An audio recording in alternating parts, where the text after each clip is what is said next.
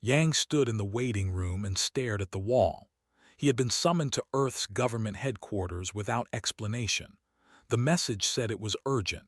He thought maybe they wanted to give him another medal or ask him questions about the war. He did not want either of those things. He just wanted to go home and forget about the fighting. The door opened. A woman in a formal suit walked in. She looked nervous.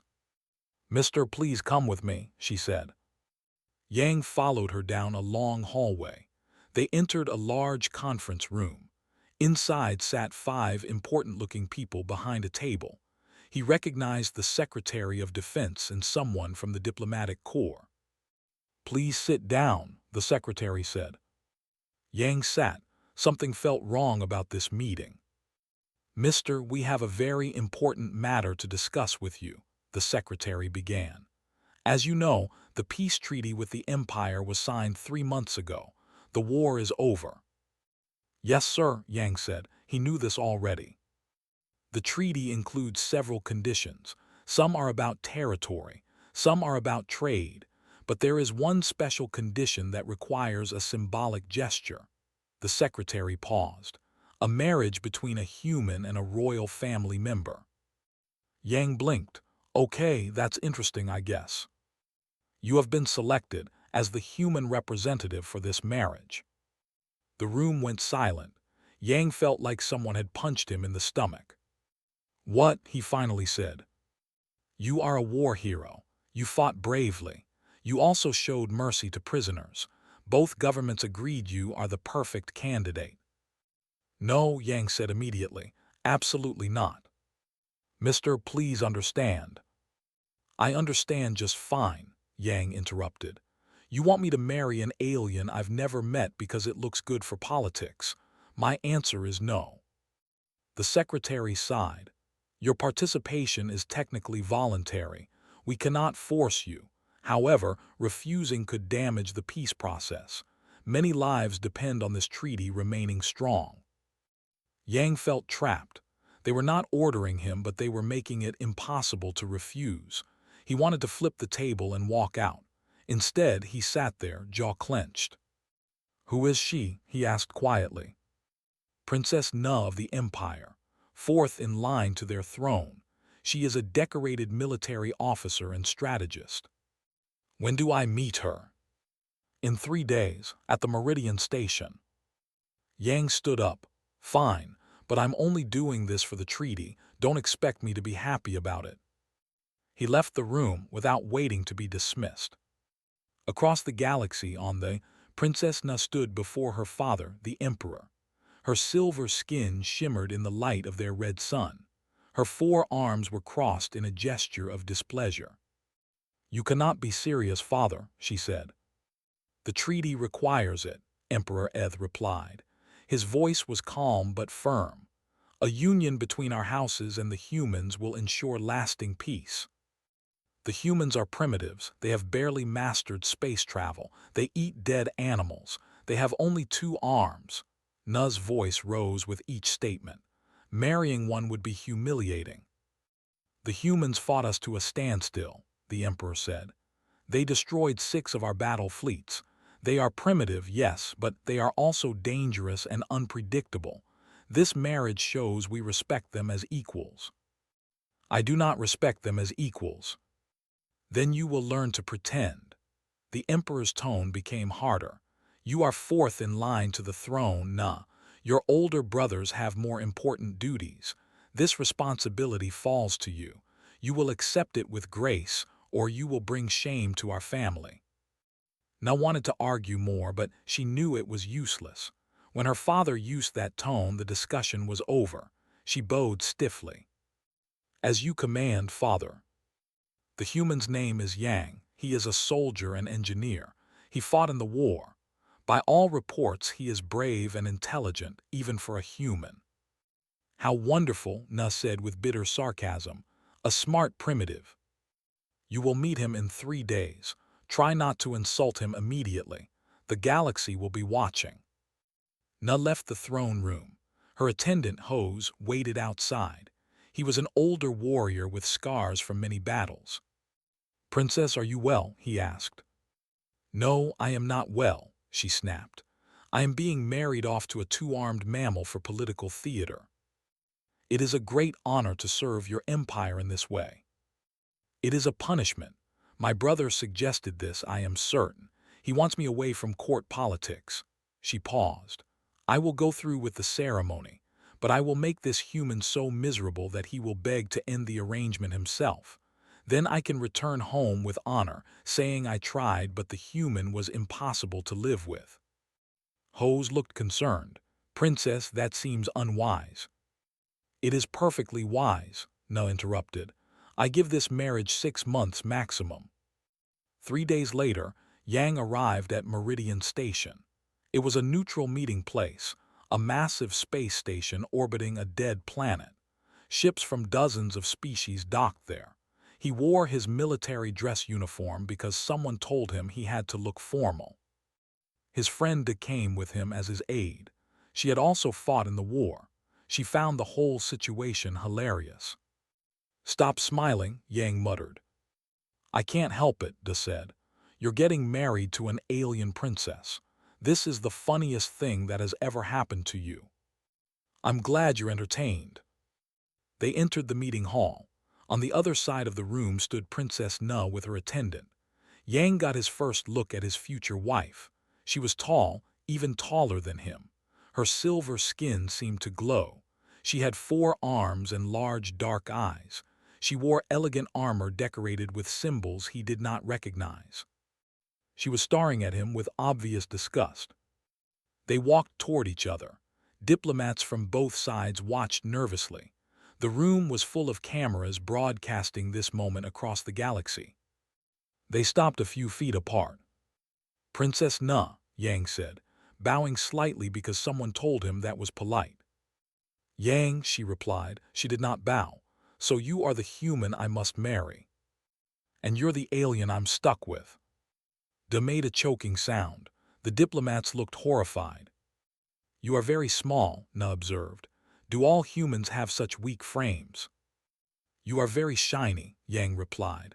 "Do all look like walking mirrors?" Na's eyes narrowed. "I am told humans are clever. I see now that was an exaggeration.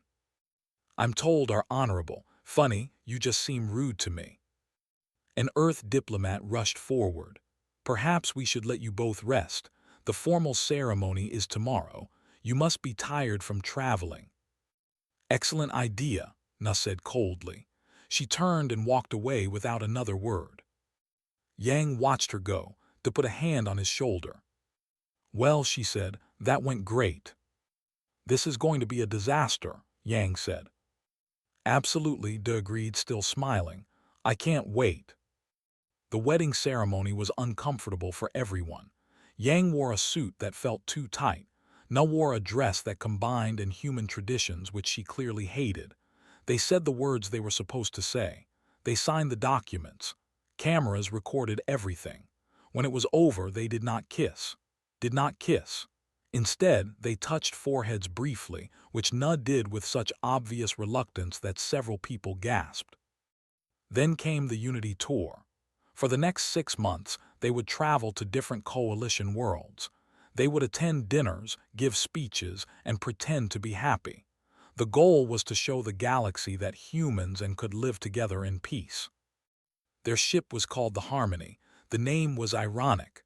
There was no harmony aboard. On the 3rd day of travel, they had their first public dinner. It was on a trade station with representatives from 12 different species. Yang and Na sat at the head table. They were supposed to look like a loving couple. "You are sitting too far away," Na hissed. "Humans sit close to their mates, yes." "Maybe I don't want to sit close to you," Yang replied quietly. "The reporters are watching. Move closer or make both our governments look foolish." Yang shifted his chair slightly, happy. "Thrilled," she said with cold sarcasm. An ambassador from the species approached their table. There were large, friendly beings covered in blue fur. "Princess Na, Mister, what an honor," the ambassador boomed. "Tell us, how did you two fall in love?" Yang opened his mouth, but Na spoke first. "It was destiny," she said smoothly. The moment I saw him, I knew he was special. Special how? The ambassador asked eagerly. Special in that he was surprisingly capable for a human, Na said. Most humans are clumsy and weak, but Yang can walk without falling down. The ambassador looked confused. Yang felt his face get hot with anger. And Na is special too, Yang said with a fake smile. Most are cold and arrogant, but she is merely cold. Na's eyes flashed dangerously. The ambassador laughed nervously and walked away quickly. You are making this difficult, Na said. You started it, Yang shot back. The tour continued. Each stop brought new problems. On the human colony world of New Seoul, Na insisted on demonstrating combat techniques. She challenged the local martial arts master to a friendly match. She won easily, using all 4 arms. You see, she announced to the crowd, are naturally superior fighters. 2 arms are simply insufficient. Yang stepped forward. How about a challenge that uses brains instead of arms? Na turned to him. What do you propose? Strategy game. Are supposed to be great strategists, right? We are the greatest in the galaxy. Then you won't mind playing against me. They set up a holographic strategy game. It simulated a space battle. Players had to command fleets and outmaneuver their opponent. Na studied the board carefully. She had trained in military tactics since childhood. The game began. Na played perfectly by standards. She used traditional formations and strategies that had won thousands of battles, but Yang did not follow any traditions. He split his fleet in strange ways. He sacrificed ships that seemed important. He attacked from directions that made no sense. After 20 minutes, Na realized she had lost. Yang's chaotic strategy had surrounded her main fleet. She stared at the board in shock. How? She demanded. Humans don't always follow the rules, Yang said. Sometimes we make up new ones. The crowd applauded. Na sat down, her face unreadable. Hose, her attendant, approached quietly. Princess, are you well? I am fine, she said stiffly. The humans simply got lucky. But she did not sound convinced. The next incident happened on a world. They attended a formal dinner with nobles. The nobles were curious about human customs. Yang decided to have some fun. On Earth, he announced, when we honor someone, we pour our drink on our own head. It shows humility. Na stared at him. That is not true. It is a very old tradition, Yang insisted. He picked up his glass of water and poured it over his head. The nobles gasped. One noble, eager to show respect for human culture, him. Then another. Soon half the dining hall was pouring drinks on themselves. Na watched in horror as ancient nobles dripped with expensive wine. Later, in private, she confronted him. You made fools of them, she shouted. They made fools of themselves, Yang said. I just gave them the opportunity. This is not a game. You're right, it's not a game, it's a prison. We're both stuck here pretending to like each other when we don't. At least I'm having fun with it. Na opened her mouth to argue but stopped. He was right about one thing. They were both prisoners of this arrangement. For a moment, she almost felt something like understanding. Then she remembered he had embarrassed important nobles, and the feeling disappeared. You are impossible, she said. Thank you, he replied. 2 months into the tour, everything changed. They were visiting a space station called Crossing Point. It was a major hub for trade and diplomacy. Thousands of beings lived there. Yang and Na were scheduled to give a speech about unity. They stood on a stage in the main plaza. Crowds gathered below. Yang was halfway through his speech when the explosion happened. The blast came from the left side of the plaza. Fire and smoke filled the air. People screamed and ran in every direction. Yang felt someone grab his arm. It was Na. Move, she shouted. They jumped off the stage as a second explosion destroyed where they had been standing. Security teams rushed forward, but more blasts followed. Yang saw armed figures moving through the smoke. They wore masks and carried weapons. Pirates, Na said. The Eth faction, they oppose the peace treaty. How many? Too many. We need to get civilians to safety. Yang looked around. People were trapped in the plaza. The main exits were blocked by debris. He saw children crying, separated from their parents. This way, he shouted, pointing to a service entrance. Everyone follow me. He started directing people toward the exit. Na stood beside him, using her 4 arms to clear debris and help injured civilians. They worked together without thinking about it. One of the pirates appeared, aiming a weapon at the crowd. Yang moved without thinking. He grabbed a piece of metal debris and threw it. It hit the pirate's weapon, knocking it aside. But the pirate fired anyway. The shot went wide but hit a support beam above Na. "Look out!" Yang yelled. He pushed Na out of the way. The beam came down on top of him. Pain exploded through his shoulder and ribs. He heard Na scream his name, which surprised him. Then everything went dark.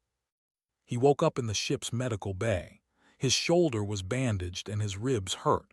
Na sat beside his bed. "You're awake, good," she said. "You scared everyone."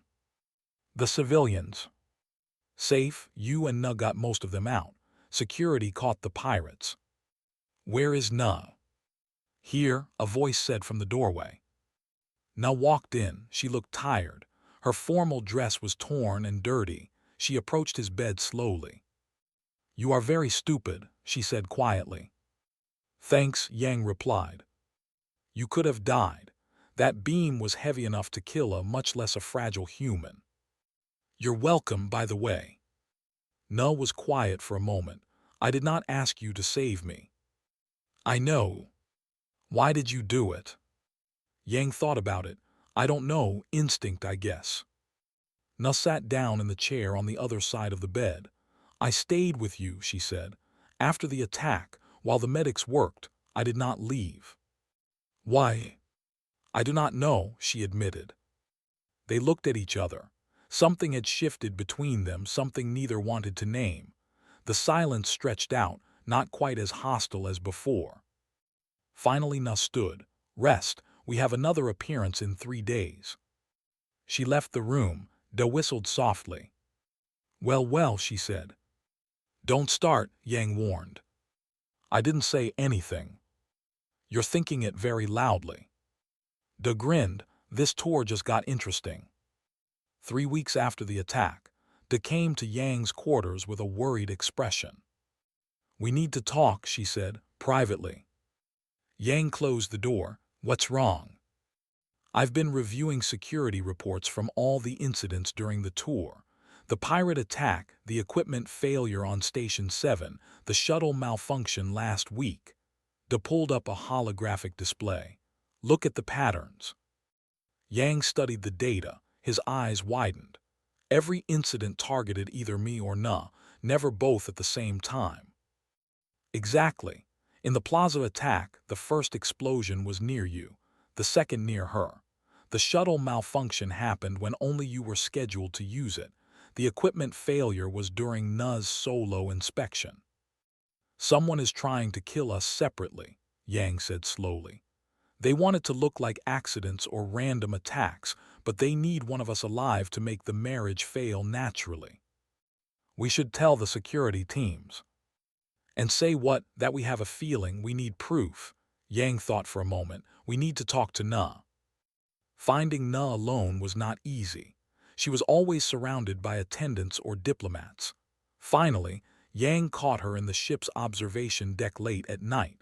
She stood by the window, looking at the stars. "Can't sleep?" he asked. She did not turn around. "I am thinking." "About what?" "My brother, he sent me a message today. He was very interested in the attack, too interested." Yang moved to stand beside her. "Da found something. Someone is targeting us specifically. Each attack aims at one of us, not both." Na finally looked at him. "You think someone wants this marriage to fail through tragedy, not scandal?" "Yes, and if your brother is asking a lot of questions." "He would gain much if I was disgraced or killed," Na said bitterly. He is second in line to the throne. I am fourth, but I am more popular with the military. If I return home in failure or if I die during this tour, his position becomes stronger. We need to find proof. How? We are being watched constantly. Yang smiled slightly. Then we give them a show. We act like everything is normal, but we investigate secretly. For the first time since they met, Na smiled back.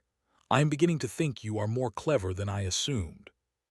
Over the next 2 weeks, Yang and Na worked together in secret. In public, they still acted cold toward each other, but in private they shared information. Dan Hose helped them search through communications and financial records.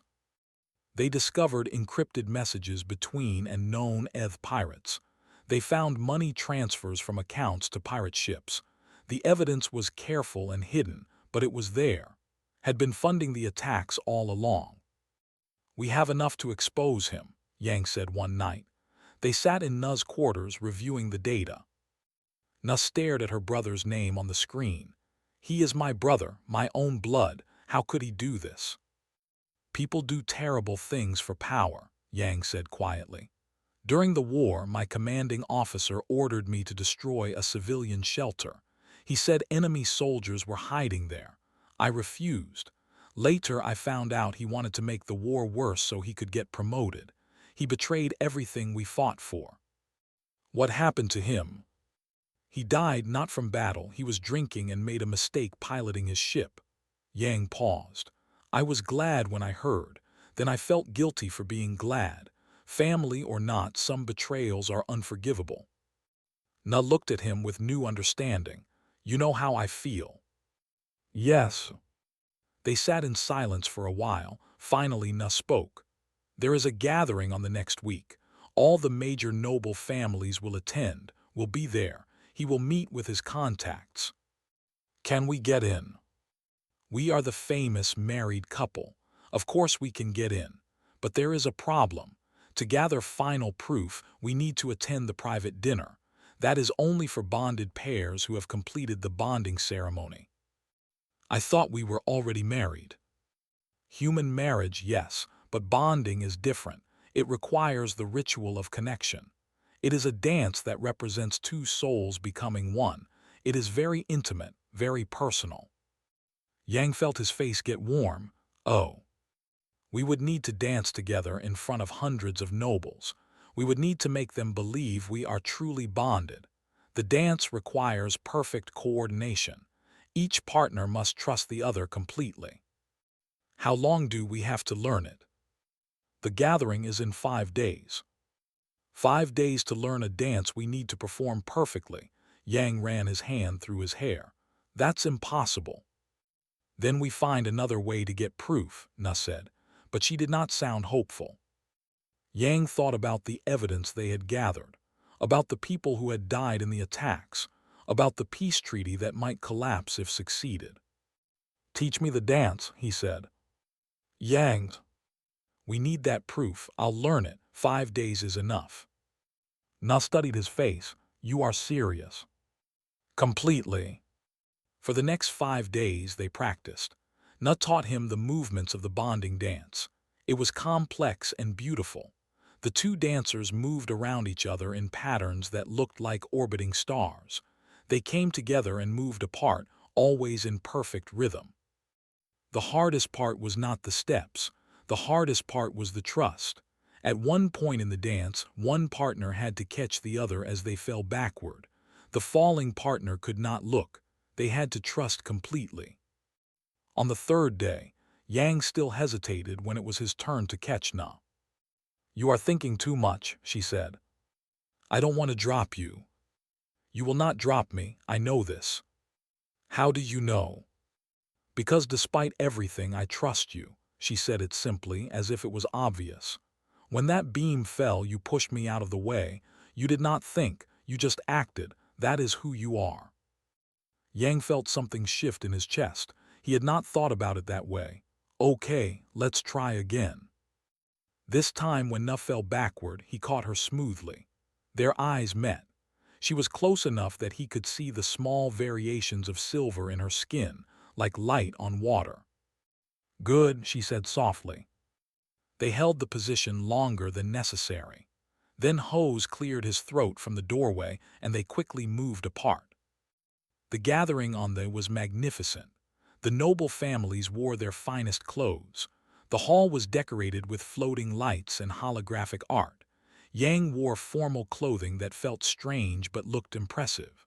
Na wore a dress that sparkled like starlight. They entered together and the hall went quiet. Everyone stared at the human and the princess. Yang saw across the room. Na's brother smiled and raised his glass in greeting. It looked friendly.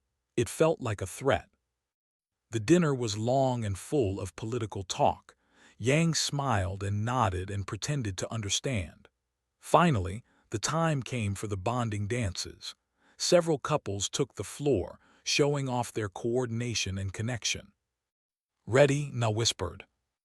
"No," Yang admitted, "but let's do it anyway." They moved to the center of the floor. The music began. Yang tried to remember all the steps Na had taught him. At first he was stiff and nervous, but then Na caught his eye and smiled. It was a real smile, not the fake one she gave to diplomats. He smiled back, and suddenly the dance became easier. They moved together like they had been partners for years. Yang spun and Na followed. She leaped and he was there to support her. They orbited each other like twin moons, coming together and moving apart.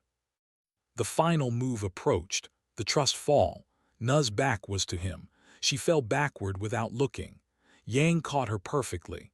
For a moment they held that position, her looking up at him looking down at her. Something passed between them. Something neither could name but both felt. It was not the forced marriage their governments had arranged. It was something they had built themselves, through arguments and attacks and late-night planning sessions. The music ended. The hall erupted in applause. Yang helped Na stand. They bowed to the crowd. "We did it," he said quietly. "Yes," she replied. "Now comes the hard part." They were admitted to the private dinner. In a small room sat with 3 other nobles. Yang recognized one from the security files, a known ETH contact. They had their proof. Yang activated the recording device hidden in his formal jacket, but someone must have noticed. Alarms suddenly blared. Security doors slammed shut. "Run!" Na shouted.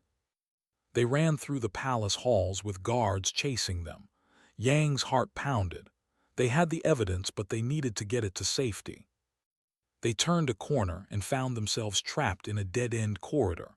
A dozen guards blocked the only exit. Yang and Na stood back to back. "Any ideas?" he asked. "Several," Na said, "none of them good." The guards raised their weapons. This was it. Before the guards could fire, a voice rang out through the corridor. "Hold your weapons." Emperor Eth himself appeared, flanked by his own security team. The guards immediately lowered their weapons and bowed. The emperor looked at Yang and Na with an unreadable expression. "Come with me," he commanded, "both of you." They were brought to a secure room. Den Hos were already there, along with representatives from Earth's government. Yang's hands shook as he handed over the recording device. "This contains evidence that Prince has been funding the attacks on us," Na said. "He has been working with ETH pirates." The emperor listened to the recording. His face showed no emotion, but his eyes grew cold. When it finished, he stood. "My son will be arrested immediately. The evidence will be reviewed by the council." He looked at Na. "I am sorry, daughter. I did not want to believe it could be true." "Nor did I, father," Na said quietly. Over the next 3 days, the evidence was arrested and imprisoned. The ETH contacts were captured. It seemed like the threat was over. Then the message came. The leader of the ETH pirates appeared on every screen in Coalition space. He was a warrior named Al.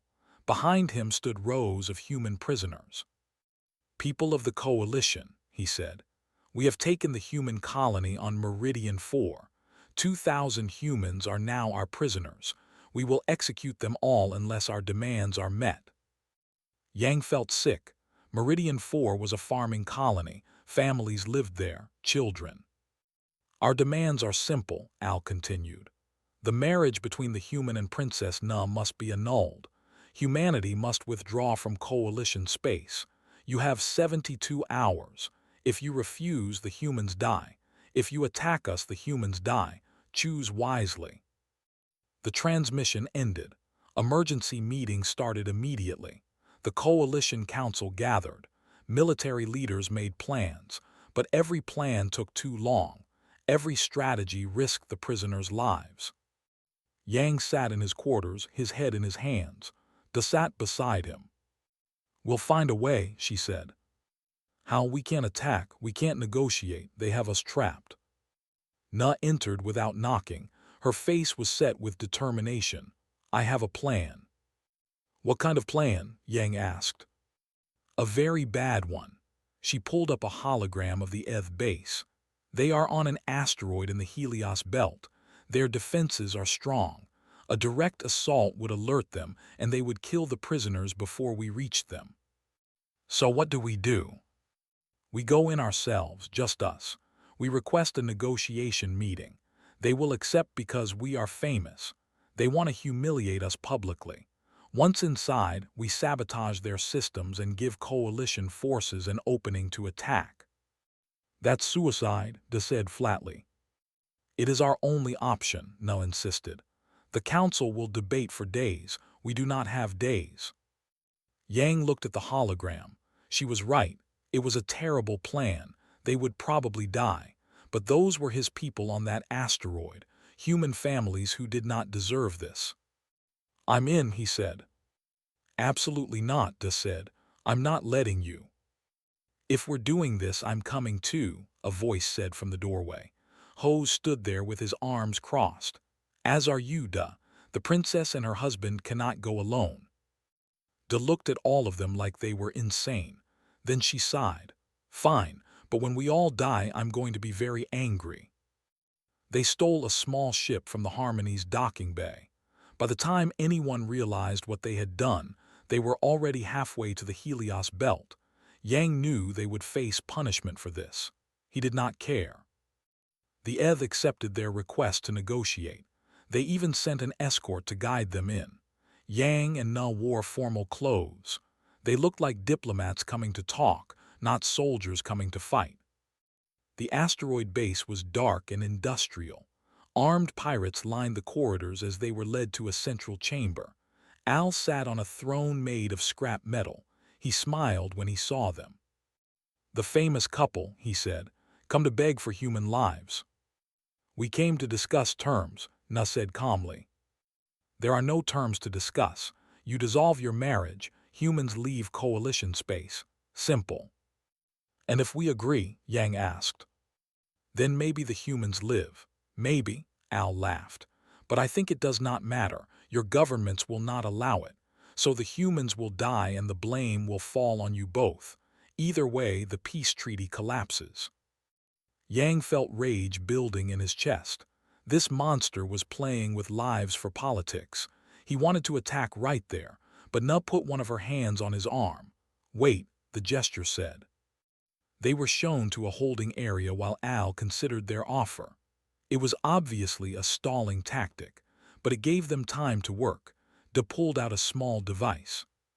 "I can hack into their systems from here," she whispered, "but I need 20 minutes.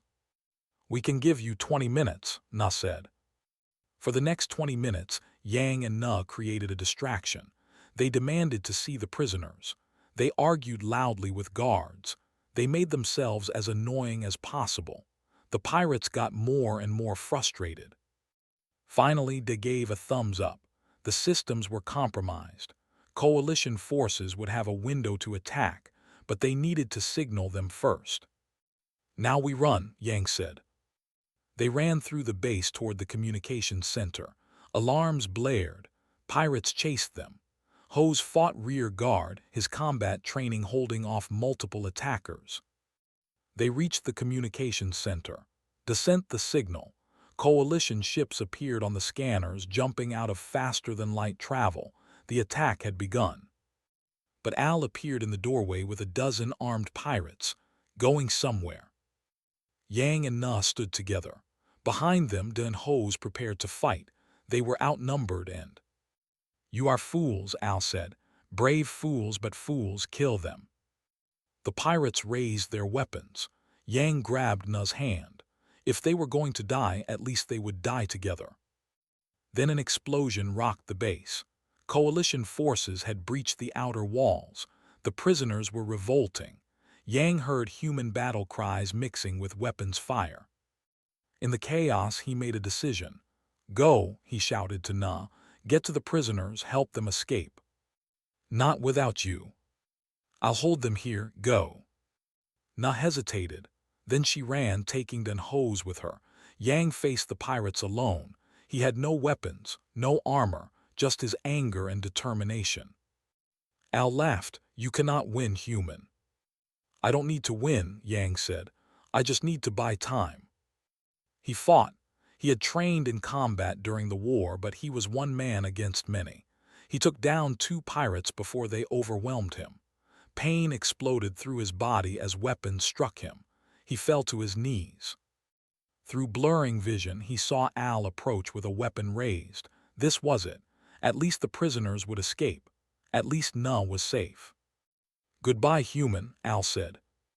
Then a silver blur crashed into Al from the side. Na. She fought like a storm, her 4 arms moving faster than Yang could follow. She had come back for him. "I told you to go," he shouted. "I do not take orders from you," she shouted back. Coalition soldiers poured into the room. The battle was short and violent. When it ended, Al was in chains and the pirates were defeated. Na knelt beside Yang. He was badly hurt. She could see it in his pale face and labored breathing. "You came back," he said weakly. "Of course I came back. You are my husband." "I thought you hated being married to me." "I did," she said. Her hands trembled as she checked his injuries. "But that was before I knew you, before I saw who you really are." "Who am I?" "You are brave and kind, and too stubborn to know when to retreat." She pressed her forehead to his, the gesture of deep affection. "You are mine. I do not leave what is mine behind." Yang smiled despite the pain. "I'm yours." "Yes, and I am yours, if you still want me." "I do," he whispered. Then he passed out. He woke 3 days later in a medical bay. His body was covered in bandages, but he was alive. The first thing he saw was Na sleeping in a chair beside his bed. Her hand held his. When he moved, she woke immediately. "You are awake." "How long?" 3 days. The doctors said you would recover fully." She paused. "All the prisoners were rescued because of what we did." "We did it together." "Yes, we did." Na looked at their joined hands. "Yang, I need to tell you something." "What?" "I do not want this marriage because our governments arranged it. I want it because I choose you." Yang felt warmth spread through his chest. "Then we should start over." Na looked confused. "What do you mean?" "We tell everyone the arrangement is canceled. Then I ask you on a date. A real one. We get to know each other without politics and cameras and expectations. And then we decide what we want, together." Na smiled. It was a real smile, bright and genuine. "I would like that very much." 6 months had passed since the rescue at the ETH base. The galaxy had changed in that time. The peace treaty remained strong. Humans were now full members of the coalition, and Yang and Na were dating. Actually dating. No cameras, no political pressure, just 2 people trying to figure out if they liked each other. Their first real date had been awkward. Yang took Na to a human restaurant. She tried pizza for the first time and found it confusing but interesting. He learned that did not eat sitting down. They stood while eating, which felt strange to him. Their second date was better. Na showed him a meditation garden on her. They walked through paths of glowing plants under red moonlight. They talked about their childhoods. She told him about growing up in the palace, always competing with her brothers. He told her about his parents' farm on Earth, how peaceful it had been before the war. By their 10th date, they were finishing each other's sentences. But not everything was perfect. Yang's government kept pressuring him to make the marriage official again. They wanted the symbol of unity. Na's family wanted the same thing. The pressure was constant and exhausting. "We should just tell them to stop," Yang said one evening. They sat in a park on a neutral station, watching ships come and go. "They will not stop," Na said. "They see us as tools for their goals." "Then what do we do?" Na was quiet for a long moment. "I know what I want to do, but I am afraid to say it." "Why?" "Because if I say it, everything changes. We cannot go back." Yang took her hand. Over the months, he had learned which of her 4 hands she preferred for holding. It was her upper right. "Tell me anyway." "I want to marry you again, but this time for real. Not because governments demand it, because I choose you." She looked at him with those large, dark eyes. "I love you, Yang. I think I have for a while now." Yang felt his heart hammer in his chest. "I love you too. I didn't think I would ever say that to a princess, but I do." "So we marry again." "On our terms this time. We tell them yes, but we do it our way. Small ceremony, just people we care about, and we write our own vows." Na smiled. "That sounds perfect." The announcement shocked the galaxy. The famous couple who had canceled their arranged marriage were choosing to marry again. This time, they said, for love. The ceremony happened on Earth in the mountains where Yang had grown up. It was small and private. Only close friends and family attended. Da stood as Yang's witness. Ho stood as Na's. The Emperor and Empress came, as did Yang's parents. Yang's mother cried when she saw her son in his wedding clothes. His father shook Na's hand awkwardly, unsure of proper greeting. Na's parents were formal but kind.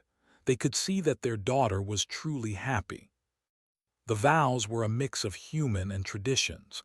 They promised to stand together against whatever came. They promised to choose each other every day. They promised to build something new, something that belonged only to them. When it was done, they did not kiss. They touched foreheads, and this time there was no reluctance, only love. "I am glad our families chose us to be married," Na whispered, "even if I hated it at first." "Me too," Yang replied. "They gave us a chance. We made it into something real." The celebration was loud and joyful. Humans and mixed together, learning each other's dances and sharing each other's food. Cultural barriers fell away when people wanted to celebrate love. Da cornered Yang later in the evening. "I told you it would get interesting." "You called it," he admitted. "So what now? Back to civilian life?" "Actually, we've been offered a job, both of us." "What kind of job?" "Diplomatic security team. We investigate threats to the peace treaty, travel the galaxy, stop bad things before they happen." Da raised her eyebrows. "That sounds dangerous." "It is, but we're good at it, and we want to protect what we helped build." "Can I come?" "We were hoping you would ask." 5 years later, Yang and Na's ship, the New Harmony, docked at a coalition station. They were returning from a successful mission. A group of terrorists had tried to restart the human conflict. Yang and Na stopped them. As they walked down the dock, a young diplomat approached nervously. "Excuse me, Mr. Princess Na, can I ask you something?" "Of course," Na said. "How did you make it work? Your marriage, I mean. You're from such different species. How did you overcome that?" Yang and Na looked at each other and smiled. They had answered this question many times. "We started by hating each other," Yang said, "which gave us nowhere to go but up. And we learned that being different is not a weakness," Na added. "What I lack, he provides. What he lacks, I provide. We are stronger together than either of us could be alone." "But wasn't it hard?" "Very hard," Yang admitted. "Still is sometimes. We argue, we disagree. Sometimes she does things the way and I think it's too formal. Sometimes I do things the human way and she thinks it's too chaotic. But we always come back to the same truth, Na said. We choose each other, every single day. That is what makes it work. The young diplomat thanked them and walked away looking thoughtful. Yang and Na continued toward their home on the station. As they walked, two small figures came running toward them. Papa, Mama. Their children, twins named Wu and Nara, crashed into them. They were 5 years old and full of energy. They had silver skin like their mother but dark human eyes like their father. They had 3 arms each, a perfect blend of both species. "Did you bring us presents?" Wu demanded. "Did you catch bad guys?" Nara asked. "Yes to both," Yang said, picking up his daughter. Na lifted her son with 2 of her arms. "But first you both must tell us what you learned in school this week." As they walked home, the children talked excitedly about their classes. They were learning both human and history. They spoke both languages perfectly. They were the first of their kind, proof that humans and could build a future together. Later that night, after the children were asleep, Yang and Na sat on their balcony looking at the stars. Ships passed by in the distance. The galaxy felt peaceful. "Do you ever regret it?" Na asked quietly. "Being forced into marriage with me?" Yang thought about it. He thought about that first meeting when they hated each other, the fights and arguments, the attacks and danger, the moment he realized he loved her. "No," he said firmly. "I regret how it started, but I don't regret where we ended up." "Neither do I," Na leaned against him. "Though I am still annoyed that you beat me at strategy games. And I'm still annoyed that you have 4 arms and I only have 2. They sat in comfortable silence for a while. Then Na said, "Tomorrow we have a new assignment. Pirates attacking trade routes near the outer rim." "Sounds dangerous." "Very." "Wanna bring the kids?" "Absolutely not. We'll watch them." "She'll complain." "She always complains. Then she spoils them and teaches them bad habits." Yang laughed. "True." They watched the stars a while longer. Yang thought about how strange life was. 5 years ago, he had been a soldier who just wanted peace. Now he was a husband, a father, and a protector of the very peace he had fought for. "I am glad our families chose us to be married human," Na said softly, repeating the words she had said so long ago. But this time there was no anger in them, only love. "I'm glad too, Princess," Yang replied, "even if it took us a while to figure it out. We are both very stubborn." "We are, but we're stubborn together now." "Yes, together." Na took his hand. He squeezed back. Tomorrow they would face new dangers. Tomorrow they would fight to protect the peace between their peoples. Tomorrow there would be challenges and struggles. But tonight they were just Yang and Na. A human and a who chose each other against all odds, who built a love that bridged the stars, who proved that even the most unlikely partnerships could become the strongest bonds. Their story had started with forced obligation, but it became something far more powerful. It became a choice, and that choice, renewed every day, was what made them unbreakable. In the distance, the new Harmony sat in its dock, ready for whatever adventures awaited. Inside their home, their children dreamed of the day they would explore the galaxy too. And on the balcony, 2 people from different worlds held hands and watched the stars together. The arranged marriage had given them a beginning, but love, real love that they built themselves, gave them everything else. A partnership, a family, a future. And that was worth more than any treaty or political alliance could ever be. They sat together under the stars, content in the knowledge that they had found something rare and precious. Not because fate demanded it, not because governments arranged it, but because they chose it. Every single day, they chose each other. And they always would.